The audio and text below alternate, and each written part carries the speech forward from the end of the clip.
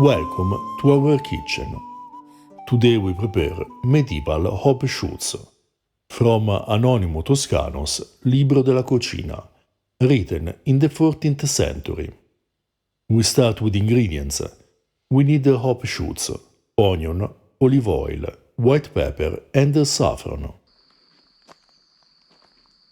Anonimo Toscano's recipe was originally intended for asparagus, a term that has been used throughout history for various types of edible spring shoots. In fact, the meaning of the Greek word asparagoi is broader than we think, encompassing both asparagus and hop shoots, as we read in Galen's De Alimentorum Facultatibus. This term continued to be commonly used for both vegetables, and historical sources indicated that asparagus and hop shoots were often considered interchangeable and used in the same way. For this reason, we have substituted asparagus with hop shoots, which are abundant this season. Recipes for both hop shoots and asparagus can be found in Bartolomeo Scappi's opera, as well as in books on vegetables written by Giacomo Castelvetro and Costanzo Felici. Hop shoots and asparagus are typically used for salads, whether cooked or raw. Galen, for instance, dresses asparagoi with garum, olive oil and vinegar.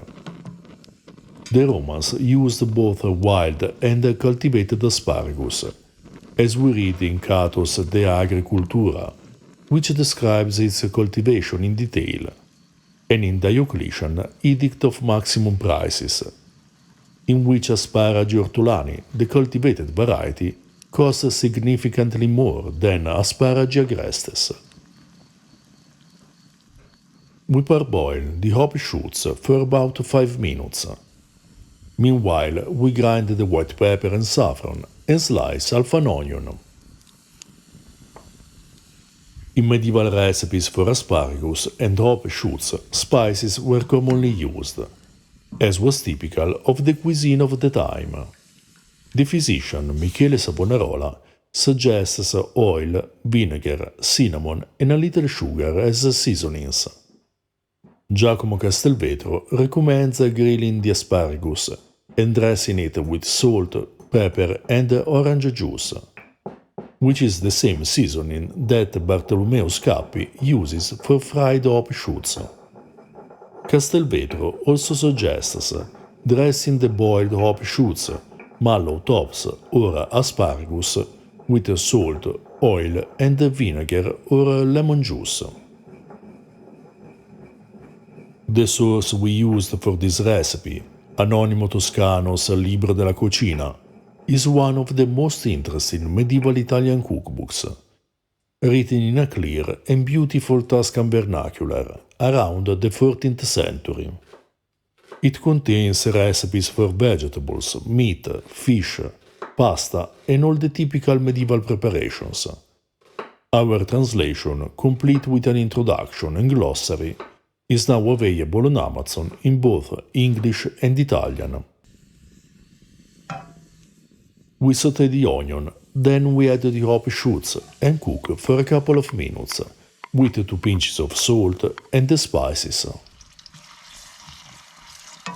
To learn more about the use of vegetables in historical cooking, we recommend our book, Early Italian Recipes, Vegetables, Fruit, Herbs and Flowers.